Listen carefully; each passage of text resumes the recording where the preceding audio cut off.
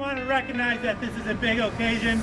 Yeah, it's monumental both in the fact that we're officially halfway through the construction of this project, halfway through giving it back to the community that we came here to serve, and that we had a lot of people involved in this. People who've been working behind the scenes for years on it.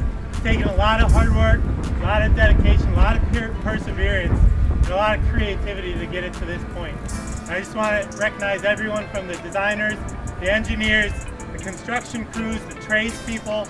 We've got a lot of men and women who have worked really hard on this project, and lifting this up and putting this final beam into place is dedicated to them. So thank you all very much.